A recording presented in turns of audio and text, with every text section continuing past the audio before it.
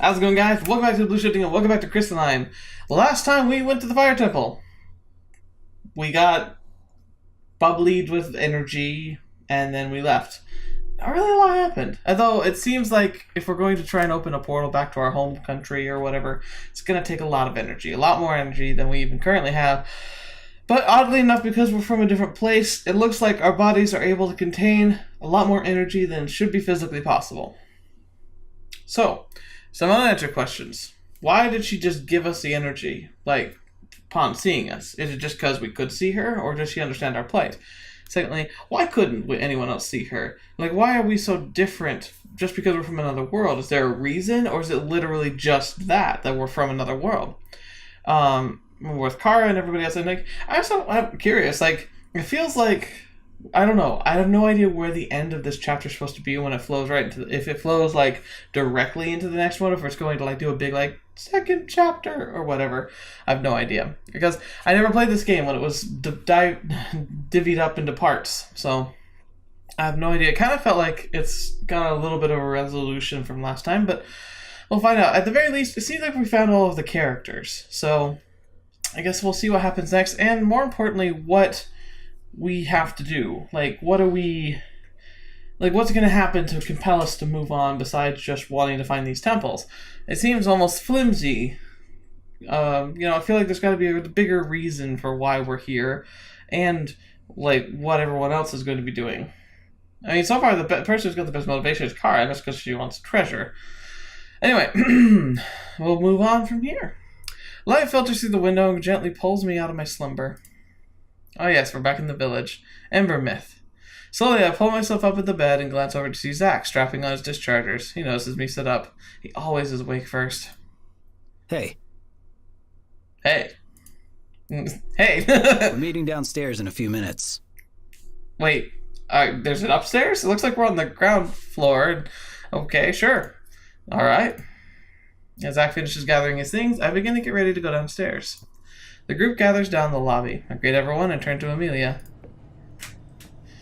How was your chat with Elder yesterday? We had a very productive discussion. In fact, Elder Issam shared more of his journals with me. Oh, I'm sure you were very happy with that. She indicates a scroll. Indicates the scrolls in her arms. Wow, just gave this to you? No, these are copies I wrote to bring back with me to the academy. So you probably were up all night writing. That's impressive and a little scary. We stared at Amelia. She spent all night writing these? That's a lot of dedication. Amelia continues. Regardless, we discussed more on the theory of temporal rifts in the elementals, which has only strengthened my concern that we do not have enough energy. Okay. Then that definitely means we need to seek out another temple. Do we have a lead on where to go? Elder Issam, through his research into the elements, did mention that historically, the Gaians, the people who originally worshipped the earth elemental, used to reside in the central woodlands of Assyria. Okay. How far away is that? The Kali, the people who worshipped the wind elemental, resided in the northern aerial plains. Gotcha. Well, that makes sense. Therefore, it is most logical that the earth and wind temple will be located in those respective regions. What about the water or shadow temple? She shakes her head. The Aquarians, those who worshipped the water elemental, depended heavily on the seas. As such, Elder Issam was unable to pinpoint where the cultural hub of their society might have been. So far the names aren't super, original. I mean, Aquarians, yeah, it's pretty obvious who they are. As for Shadow, that is a complete unknown. Right. If the Earth Temple is somewhere centrally located, then that would be the temple closest to us. Liana nods. The fastest way back will be to take the crystal rail, so we should return to Bazada. Right? So, back to the spooky woods. Notably less spooky now that we know we survived it. With the next course of action in place, we finish up at the inn and gather ready to depart. Elder Issam sees us off, much to the delight of Amelia. We retreat back through the forest. Liana stays by my side the whole way through, still unsettled by the forest. Oh, come on, nothing bad happened the first time. Luckily, nothing unfavorable happens, and we quickly make it through. As we return to Bazada, I hear the raucous sounds of the marketplace city long before I see it. Oh, this is nice and familiar. As we pass through the familiar city gates and return to the early bustle of the city. Let's pause here and take a moment to restock. There are a few items I'd like to pick up, which may be helpful. Alright, sounds good. Good idea. Why don't we all make sure we have everything we need, and then meet at the Crystal Rail station? Sweet, is this gonna be another bonding moment? This time I won't neglect you, Zach, I promise. We'll have our bromance yet, I'm sure. We all agree and split up. I spent some time browsing through the stalls again. Afterwards, I head over to the station to meet back up with the group. I'm also surprised we haven't had more than one, combat encounter. It was very intuitive and interesting. But, I mean, to be fair, I guess we're not the party of people who are seeking combat, so it makes sense. I'm the first to arrive at the station, but Kara shows up only a few minutes later. As the rest of the team gradually trickle in, Kara appears at the station list. The end of the line is Stonecrest, so that's where we should go. Once we arrive there, I'll scout around and find our next course of action. Sweet. We want to reach as close to Central as possible, so traveling to the end of the Crystal Rail is a good first step. It'd be cool if we had a map so we could kind of really get a tangible feel for where everything is. But, yeah, oh well. Once we had a semblance of a plan put together, we purchased our tickets. After the train pulls into the station, we all boarded and begin our journey. After traveling on the train for 2 days, we finally arrived in the city. Wow, travel is going real fast now. Okay, that's pleasant enough. I like the fountain. Looks neat. I squint in the midday sun and join the others as we quickly disembark the train, grateful for a chance to stretch our legs. Here we are, Stonecrest. Oh boy, the jiggle. Here we are. Kara pulls up her arms overhead and stretch, forcing her chest out. Because of course she does. Zach's eyes are immediately drawn to her. She smirks at Zach, who quickly averts his gaze and stares hard at a random cobble in the street. Wow, so overt, Zach. You're for someone so subtle normally. The town doesn't differ much from the other towns we've seen so far. It's made up of the same stone buildings and cobbled paths. People wander in and out of the shops, going about their daily lives. See, the thing, the longer we stay here, the less reasons we're gonna want to go home. The more connections we make, the more friendships we make. I don't know. It just seems for one, I feel it's odd it hasn't even brought up this idea of does he want to go home yet? The first thing we do is find and enter the inn. Nah, this looks familiar. All these inns are built exactly the same. Alright, so now we're here. How do we figure where we go next? Kara grins. Oh, I'm sure she does. Just leave it to me. I'll ask around and see if I can come up with anything. You're gonna do more stretching, huh? I can stretch to you now. Though, I don't think people look as often. I hope they don't. I'll keep my eyes and ears open just in case I hear something too. Kara shakes her head. You should relax and enjoy the city. I've got some contacts I'm going to reach out to, so I've got this. Oh, well, if you're sure. Kara nods. She's kind of hijacked this whole party. I already have a few ideas and leads based on some of my previous scoutings for temples and hidden relics. That does make sense. Okay, then let's meet back here in a few hours to regroup. Works for me. Amelia nods distractedly. Now that we have something of a plan, I'll be heading off. Our plan's literally just meet back here. Oh, whatever. Me too. Kara and Leon and Levi, everyone else stirs. I don't have anything pressing to do. What if I can help or hang out with someone? Oh, yay! Bonding time! Let's see. You know what? I kind of owe it to Zach. Let's start with him. Zach has already moved from his spot at the group, but I know exactly where he'll be. I glance towards the bounty board and blink at the empty space in front of it. Instead, Zach's over by the bar. The barkeeper slides a tankard his way. Zach smoothly grasps it and takes a drink before finding a seat. Come on, let's get some bro time. It's a lot of, we're being outnumbered pretty heavily here, and you've kind of come out of your shell since Large and Shapely showed up, so let's keep going. Looks like Zach's starting early. I'm sure if I join him, that'll be my entire day. I'll come back later. It may be 5 o'clock somewhere, but not here. I'll see what the others are up to and then join Zach later. That done, I'll think about my next steps. Okay. Oh, that was a little weird. Well, come on. We gotta go for Liana. I mean, she's our favorite. She really is. She's, very fun. I wonder what Liana's doing. Maybe we can spend some time together. I don't know where she is, though. Well, let's look for sweet stands. I wander aimlessly in town until I come upon a statue. That statue. A familiar blonde stands in front of it. Hey! She smiles as I approach. Hey! I look back at the statue of a woman. She stands in a regal pose overlooking the town square. She's decked out in armor with a sword hanging by her side. Who's that? That is Elena Vale. She was a mage knight who fought to protect her city against the advancement of Void. Ooh. Leanna's eyes sparkle with admiration as she looks at the statue. She tucks a lock of her hair behind her ear. That's pretty cool. I'm guessing she's from here? Leanna nods. She was still studying at the academy to become a mage knight, but happened to be home when Void attacked. They didn't have the same type of training regimen in place back then as we do now. Normal townsfolk weren't trained or prepared to fight in a battle, and it was absolute chaos.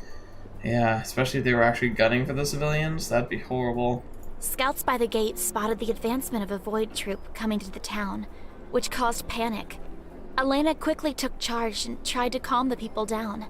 Thinking on her feet, she asked for volunteers to help evacuate families from the city, and others to help set up barricades and defenses in town to slow down the Void advancement. Those who stayed to fight knew what the consequences would be, but Elena's unfaltering bravery rallied them. Together they found whatever they could to block off the streets and alleyways. That way, they could at least try to control where the fights happened. That's really the amazing thing about the human spirit, in my opinion. It's like, if we really were just primal, essentially, like, I don't think many of us would be able to, like, garnish up the ability to fight to defend those we care about, like, knowing it would likely cost us our lives. But, like, I don't know, there's a nobility to such a sacrifice, especially when it's spur of the moment without training. Like, there's so much bravery there. And then, Void entered the town. Right. That must have been a bloodbath. Leanna grimaces. It wasn't pretty. These weren't trained soldiers, but still, they persevered for their town. Elena and a team of guards sought out the leader of Void, who was hidden in the back lines. They used hidden passageways in the town to quickly reach him. Ooh, I wonder if those are still around. Using her magic and training, she was a formidable match during the skirmish. And at one point, she even had the upper hand. She had, which I'm guessing means that she lost it. When the leader realized that he may be cut down, he cowardly tried to retreat. He cast a line of shadow fire between himself and Elena, which stretched across the road. It burned both any Void followers and townsmen alike who were caught in the crossfire. She begins to speak in awe. But that did not stop Elena. She leaped through the dark flames and ran her sword straight through him. Dang. It was reckless, but it's seriously also it's freaking awesome. My mouth drops. That's so awesome. Leanna grins broadly, her eyes sparkling. It was, and a huge morale boost for anyone who witnessed it too. I can imagine. She literally jumped through fire. I'm assuming that was a fatal blow that killed the leader. Leanna nods. Unfortunately, shadow fire is far more deadly than regular fire, and it proved to be fatal. Dang. Yeah, that definitely was reckless too. She sacrificed her life to save the people of her town. That is admirable. What happened then? With the Void leader defeated, the rest of the followers broke down and either fled or surrendered. Thanks to Elena, this town wasn't taken over. You seem to know a lot about her. Leanna brightens up again. Of course! She's such an inspiration! There aren't many mage knights who are women. While Elena may not have been one of the heroes of Asaria, who defeated and ended the conflict with Void, she still made just as big an impact to the people of this town. Oh, definitely. To me, Elena embodies what it means to be a mage knight. Being a student didn't stop her. She still did everything possible to protect those who needed it. That is pretty cool. Is that why you became a mage knight? It's one of the reasons. Elena showed me that no deed is too small to make an impact on someone. As a mage knight, I get sent on missions all over Heavengard. I feel like I can make more of a difference than if I were just a research mage. Makes sense. She grins. Plus, getting to travel around and meet new people isn't so bad. Oh yeah, that actually would be probably one of the bigger perks. How's your family feel about you traveling so much? While they don't think it's ideal, it's something they're already used to. That's good. Oh? Leanna nods. My older brother is also a mage knight. Ooh, nice. Oh, so you kind of followed in his footsteps. Ooh, I just suddenly got flashbacks to Yuna. Is that meant to be that way? I guess you could say that. Do you two get along? She thinks, then nods slowly. Yeah, we do actually. Huh. Must have been really happy to hear you become a mage knight too. Leanna shifts her gaze away to smooth her skirt.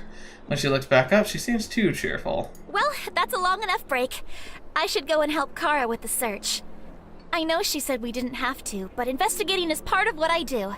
I'll meet you back at the inn. That was a fast change in her demeanor. Must have been something I said. Yeah, like the fact that he's not at all happy with her being a mage knight.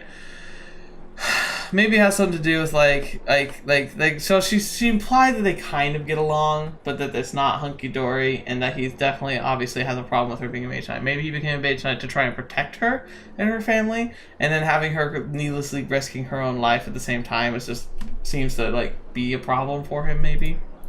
Alright, I'll keep looking around too.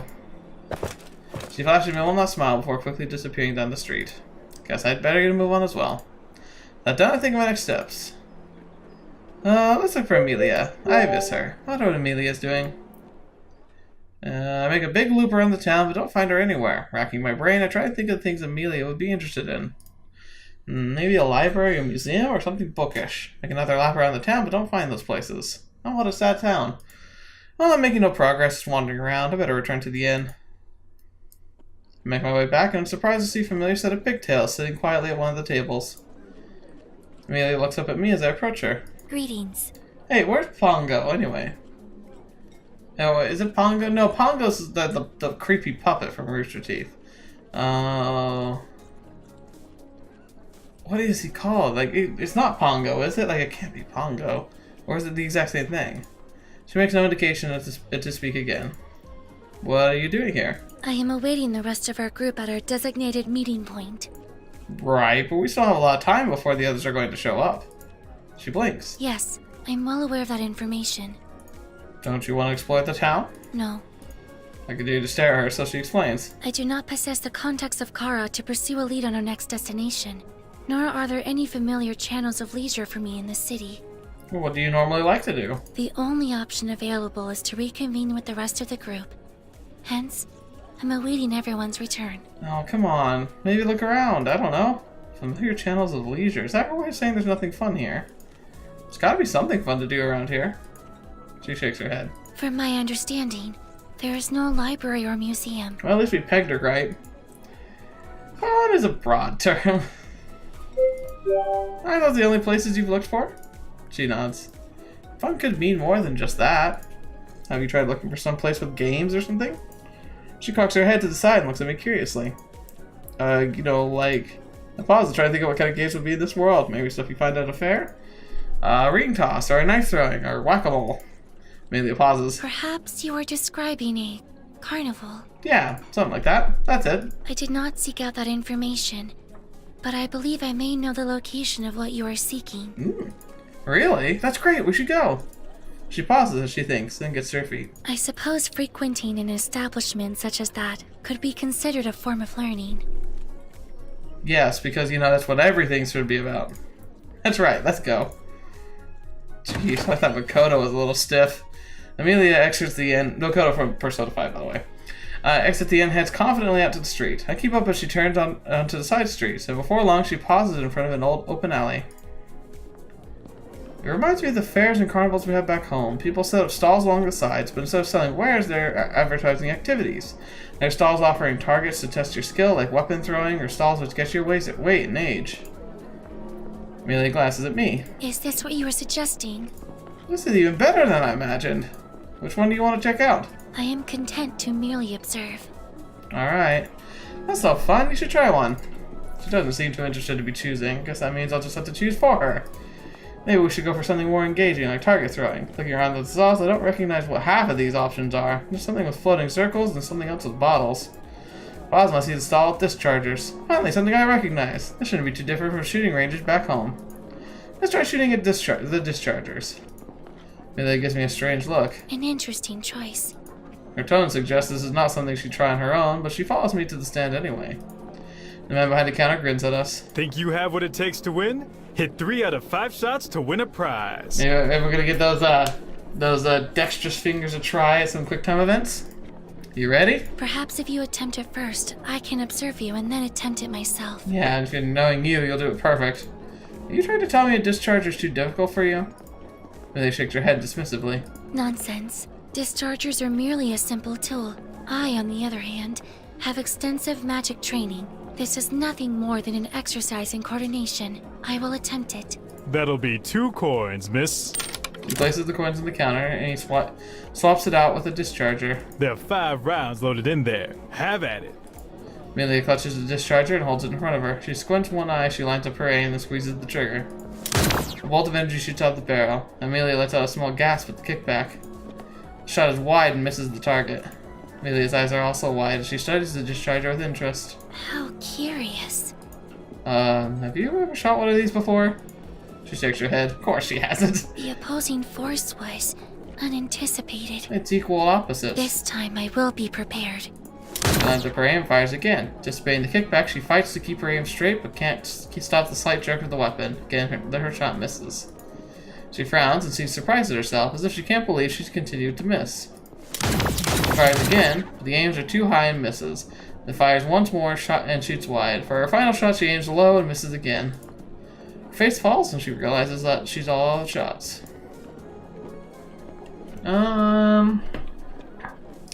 Honestly, everyone sucks the first time. Cheer up, nobody's good at everything the first time they try it. Amelia's frown deepens. Good try, miss. But unfortunately... Amelia interrupts him by placing more coins on the counter. I had a feeling. I would like another attempt. Surprised by the determination in her voice. As you wish. He takes the coins, resets the discharger with more rounds. Amelia fires again and again, but never quite hits the target. Uh-oh. She throws down the bracelet, raises her discharger, raises her bracelet, an unusual fire in her eyes, and they begin to glow. Hey, whoa, what are you doing? I will hit the target. No, that's not allowed. You've got to use the discharger. This discharger is clearly defective and not utilizing the energy properly. I will use my magic to prove it to you. I have no doubt in your skill at casting magic, but shooting a discharger is a new skill you shouldn't give up. Amelia doesn't react. Are you really going to let a measly little discharger get the best of you? The more you shoot it, the better your aim will be, and you'll be hitting those targets in no time. As she considers my words, her jaw unclenches and she lowers her arm. She picks up the discharger again with new resoluteness. As she lines up the shot, she takes her time before shooting. This time, her shot is much closer to the target. Amelia nods as if confirming something to herself. She shoots again. Her shot is even closer to the target. Wait a minute. What if that was just a show? What if she wasn't actually, like, threatening to, like, hit the target with her magic, but was using her magic to maybe fix a flaw in the gun? Her last shot, her face hardens as determination sets in. This time, she painstakingly lines up her shots, steadies her grip. As she pulls the trigger, she uses her body to help her keep steady from the kickback, and her shot hits the target. Her eyes light up as she throws her arms in the air and hops up and down with excitement. Yay! Oh, she's so happy! I hit it! I hit it! Oh, wow, that's some real good emotion there, too. Did you see? Yeah, I did. You are great. Oh, she's adorable. Holy crap. She turns to me with a big smile on her face as she jumps excitedly, her pigtails bouncing along with her as she claps her hands. Oh, she's adorable. Oh, she's so cute. Celebrate with her, or I'm happy for her. She is super cute, but we're freaking celebrating with her. I jump up and down with her. You were awesome! She looks up at me with a huge grin. Suddenly, her face turns red. She freezes. I see a moment of embarrassment on her face before she resumes her usual Blake stare.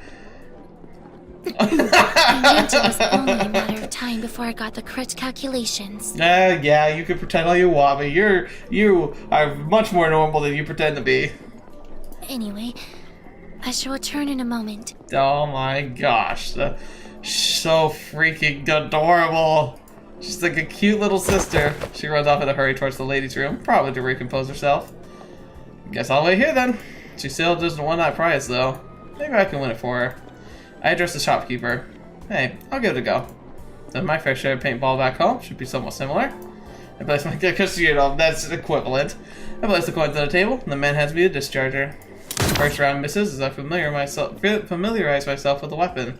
My second attempt hits the target my second attempt hits the target, as does my third. Fortunately, my next attempt misses as I misjudge my aim. This is it. Steady my aim and fire. Hit! I don't know, was there a timer? Like, that's like Ace Academy. Like, you would have a split second to pick the right one. My aim is true and I hit the target. Yes! Put down my discharger and pump my fist in the air. Man grins. Nicely done. Well, here's your prize. Congratulations. What, like tissues? He has me a pink pongo. Pongo. Okay, it is Pango, not Pongo. Pango. Pango plushie. Thanks. Amelia returns and her eyes grow wide when she sees my plushie. How did you acquire this? It's a prize from the game. She looks at me with surprise and seems impressed. You attempted the game, and you were successful? I've done this kind of thing before. Yep. I see. She eyes the discharger booth again. I held out the plushie. This is for you. She blinks. But you earned this. I already had a Pongo. I don't need another one. I place the plushie in her hands. Let's check out another stall. Okay. I turn around to begin walking, but not before I catch a small smile on Amelia's face as she hugs the plushie close to her. Aww. As we wander the stands, I think about Amelia and her Magecaster program. So, I've been wondering, as a student of the Mage Academy, will coming on this adventure with us affect your classes? That is not an issue for me, as I do not have classes. That's right, you've already graduated, haven't you?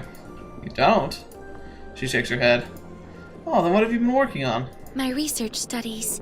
A significant component to becoming a Magecaster is research study. That is my focus and basis for participating on our travels. Ah, so you just have a document research. You got to document research in a subject area of your choice and you're done? To put it so plainly does a disservice to the amount of effort involved in formally achieving the status of Magecaster. But ultimately, you are correct. Sweet. Sounds a bit like she's working on the equivalent of her dissertation. So, if that's it, why haven't you done it already? It is not so simple. I had taken into consideration furthering the research on temporal rifts and the other parallel worlds. But such an endeavor would have been fruitless without an avenue for further research. Right. That explains your fascination with other Ism and Ember Mist. Then it came along. She smiles. Precisely. Oh yes. Aren't you worried the Mage Academy will come looking for you? After departing the academy, I did ensure that a notification would reach my professors to inform them that I am currently traveling on a research study. These studies are quite numerous and common amidst my peers. Okay, I see. So why did you have to sneak away? Amelia pauses in front of a stall. Shall we attempt this activity? Sure. We spent some more time trying out the other stalls before we decide to leave. Amelia returns to the inn, but I decided to stay out a little longer. With that done, I think about my next steps. Well, Kara is up. Let's go say our hi to Kara and then go drink ourselves sick. Maybe I can help Kara with her search. Alright. I search the streets in the city, but seem to always miss her. Wonder where she is and what kind of people she's talking to. Oh well, I'll see her when we meet back up. I guess I'll try something else. Wow, that was useless. With that done, I'll think about my next steps. Again. So I could like ignore Zach and just call it in, but like, let's go see Zach. I'm guessing it'll be our last step. Maybe way back to the inn where I found Zach before. Looks like Zach's starting early. Sure, if I join it, that'll be my entire day. And the thing is, real life, I don't drink. Huh. It's probably not a good idea to drink too much, but I think we should spend some time with him. Nothing else going on. Let's get the party started. I'm guessing he doesn't drink much though. Zach looked up at me, then returned to his drink. To drinking match? No. I think maybe have one or two. I pay for the drink and then join Zach at his table. I personally don't drink, but my character buys well. Zach takes a swig as I sit down and nods to me in greeting. I nod back and take a drink too. I don't feel much like talking, and no one's surprised, neither does Zach. Instead, we sit in comfortable silence, enjoying our drinks in each other's company. A heated discussion at another table escalates, and the innkeeper escorts the men out. I shake my head as I watch them leave. I catch Zach also shaking his head. We make eye contact, and he grins. I guess he disapproves too. Great minds think alike. Sure. Once I feel a good buzz, I finish off my drink and decide to head off. I don't want to get too drunk. I get to my feet and nod goodbye to Zach, who reciprocates my nod, then I leave the inn. Even without use of words, I feel closer to Zach. Well, okay, sweet friendship points earned. And let's see, I've done everything I could for now. Head back to the inn and wait for the others to return. I walk a whole 4 steps. Ooh, the sun is completely set as I step back into the streets. I look up at the night sky. The stars are especially clear tonight as they twinkle amongst the darkness. Amelia and Zach stand outside the inn, staring at something. I can't see their faces too clearly, but Amelia seems pensive. Zach continually glances around. As I approach, I don't notice the uneven cobblestone and miss a step. Luckily, I catch myself before I fall.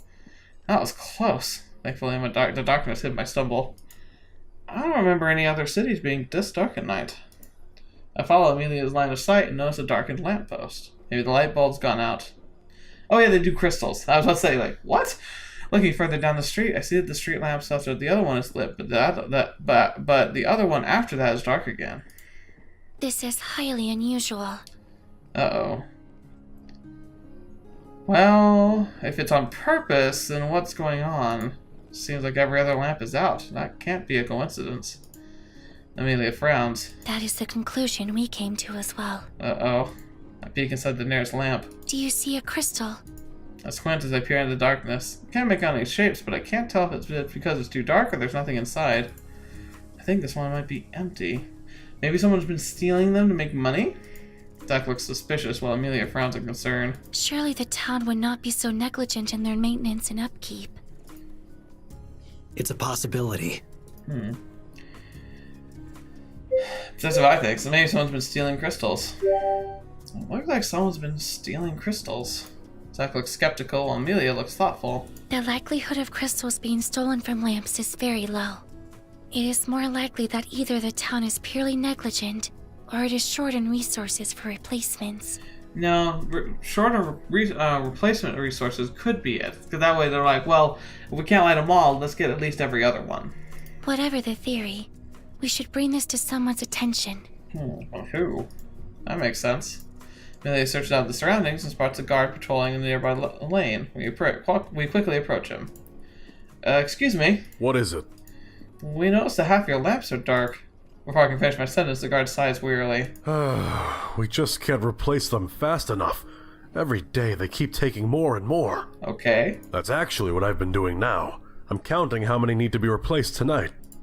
Wait, are you saying someone's been stealing the crystals? That's exactly what I'm saying. Sounds crazy, right?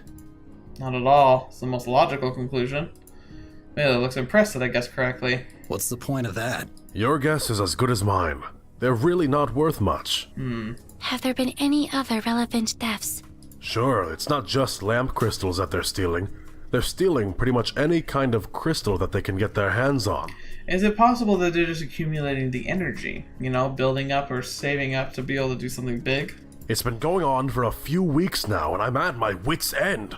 We've got a reward out for anyone who knows anything, but we've still gotten no leads. Anyways, if you guys see something, let me know. I've got to get started on replacing these crystals before even more get taken. Excuse me. Amelia, Zach, and I stand in silence as the guard leaves. I'm not even from here, and I can tell something really weird is going on. Based on Amelia and Zach's expressions, it must be pretty bad. And here's the thing, like, if you put it equivalent to our world, I mean, think about it. What if someone went to all the street lamps and stole the light bulbs out of them? Like, that's something that light bulbs aren't really worth that much. And the effort to go to stealing them is excessive and crazy. So what would people be benefiting from by doing so? We should get back. Yes, we should inform Kara and Leanna. Right. We follow Zach in the inn where Leanna and Kara are waiting to exchange greetings. Any news? I heard there was someone who could help, but I haven't been able to track him down. I'm sure I'll have an answer tomorrow. She glances outside the window. Has anyone else noticed how dark it is around here? Yeah. Someone has been stealing the lamp crystals. That is what the guard informed us. Kara raises an eyebrow. Must be some pretty desperate thieves out there. Yeah. Why do you say that? Well, lamp crystals give essentially no return. They don't sell for anything because they're all specifically marked to be easily identified as this type of crystal.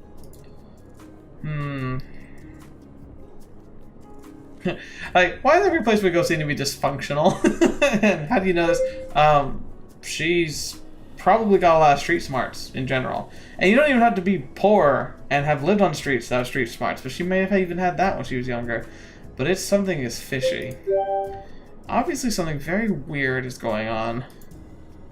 Maybe someone's more interested in the energy of the crystals instead of their value. See, that's what I was thinking. Like, if you gathered enough crystals over enough time, you might be able to build up enough of an energy charge and maybe a discharger. Do lamp crystals have a lot of energy? Not particularly. We should look into this. I can't think of any reason why someone would want lamp crystals. And I'd like to know what they're doing with them. Aren't you a curious one? Leanna bites her lip and thinks, then nods and comes to a decision. You're right. We should investigate. Yep. Leanna stops and stares at Zach. Really? I'm a bit surprised, but glad to see this side of you. It sounds like the guards could use our help figuring out this mystery. Yeah, everyone's very chivalrous considering our backgrounds. Yep. Yup. Again, Leanna stares at Zach, a little more uncertainly than before. Kara grins slyly. They're offering a reward for any information, aren't they? Oh yeah, that's right. Yep. Yep. Leanna sighs. I should have guessed. Oh hey, it's better, huh? Regardless, our first plan of action should be to search for any irregularities in energy. The problem is if I'm still bubbling over with energy right now, won't I throw off any detection we might try and make? Amelia and I can do a scan of the city to see if anything shows up on the scanner.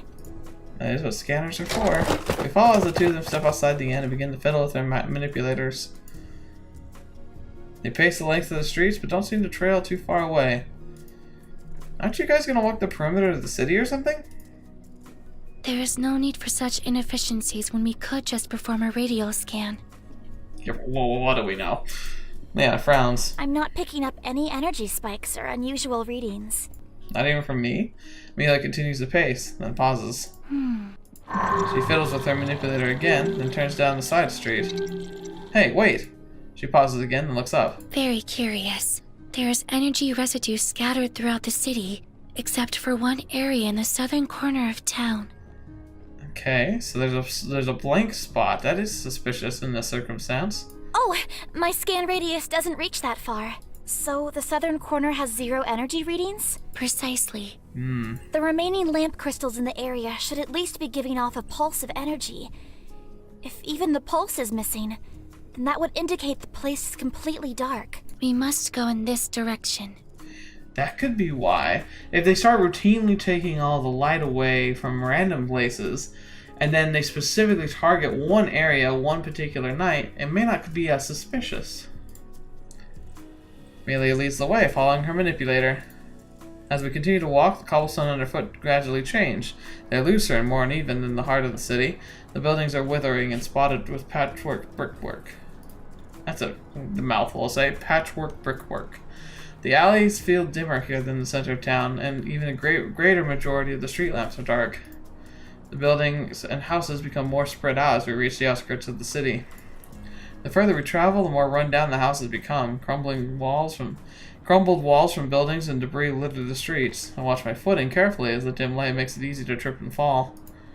Are we still in the city? Technically, yes. We're in the remains of the last battle that occurred in Stonecrest. Oof.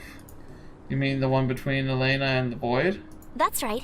This is part of the original city, which hasn't been restored yet. Huh. Amelia pauses in front of a dilapidated house.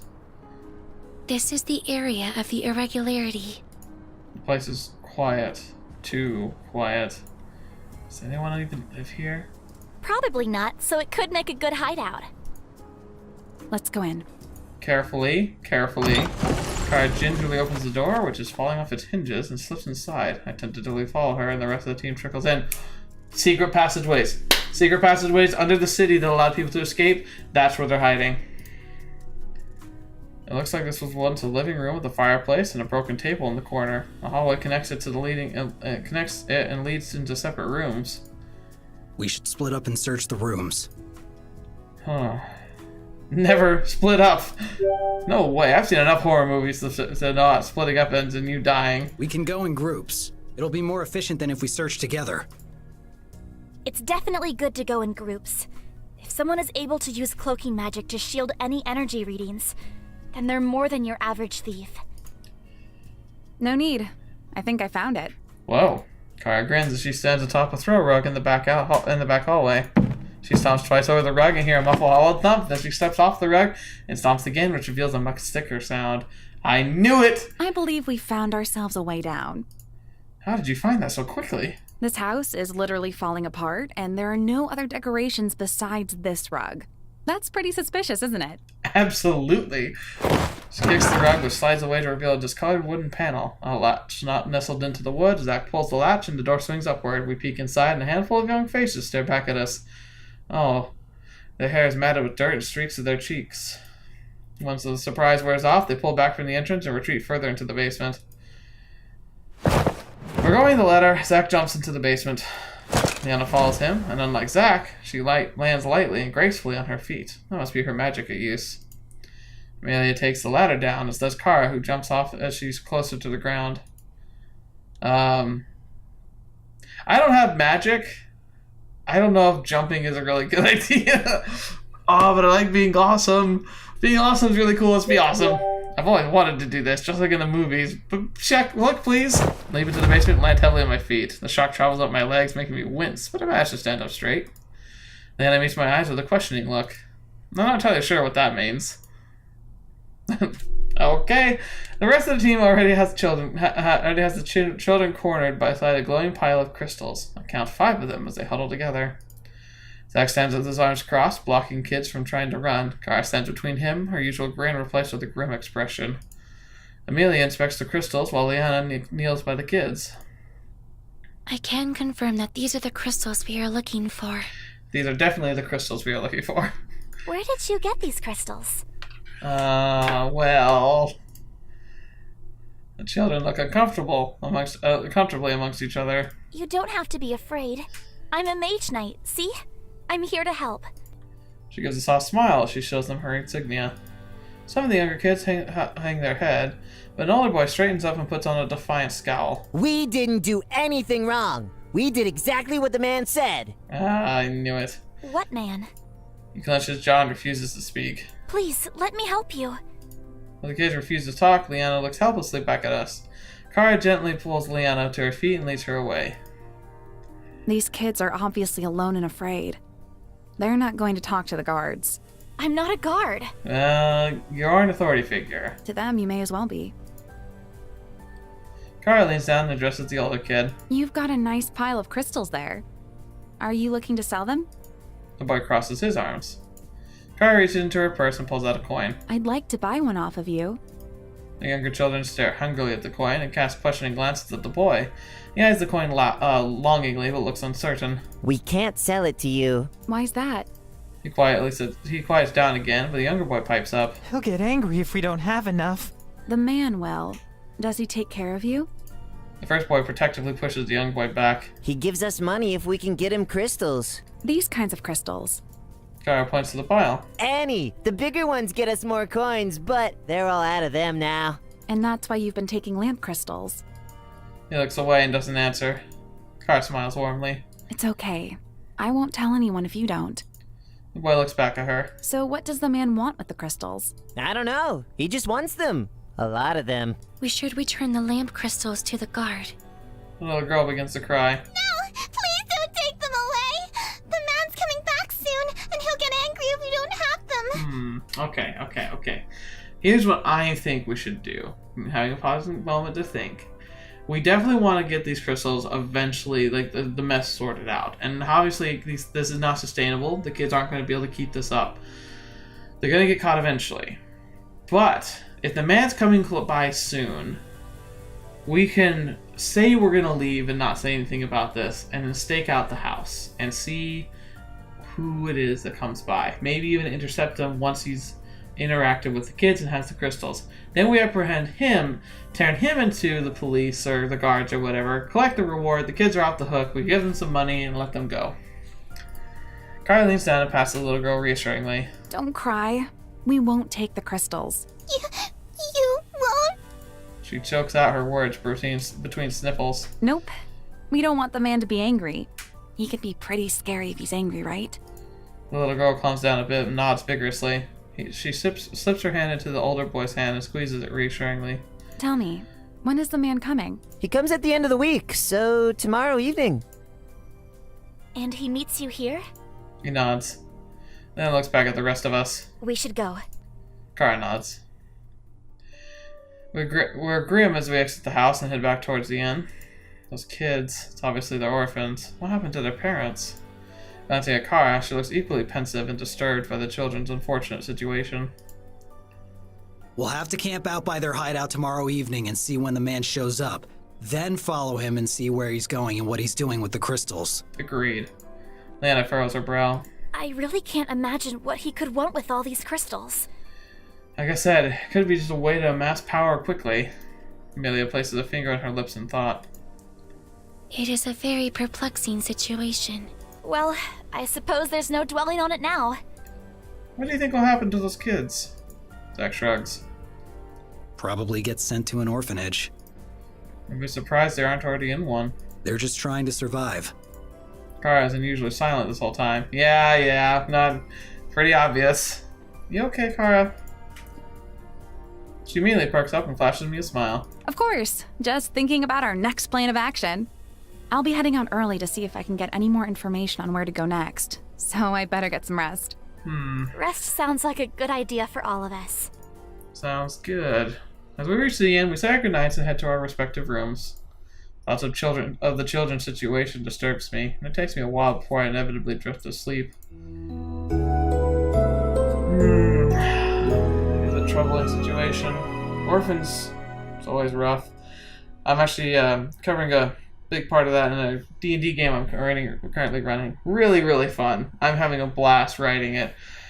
And I've been getting a lot of praise for it, so I'm grateful. Like, hopefully it's something I can craft even better, and maybe even start sharing with other people so that other people can try and experiment with some of my ideas and kind of create their own worlds and stories.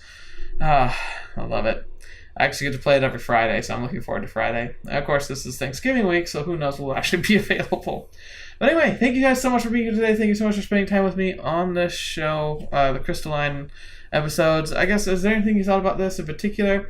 I really loved being able to see that kind of true girl side to Amelia, you know, seeing like how she still is a young girl. She still is just, she's got that soul still in her, despite the fact that she seems to bury it behind as much knowledge as possible. But it didn't invalidate her character at all. As a matter of fact, I'm curious to why she decides to hide it. Like, does she consciously choose to hide it? Like, is there a reason for it? Maybe she has her more stoic attitude because people take her more seriously that way.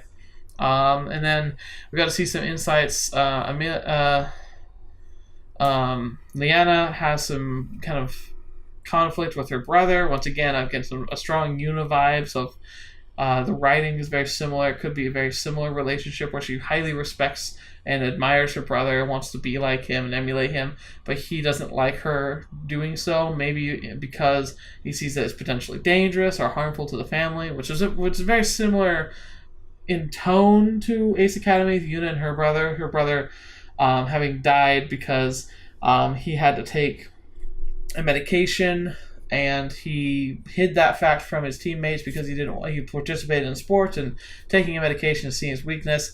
He ended up dying in the middle of an episode when he shouldn't have, and that kind of shook her to her core and affected her life.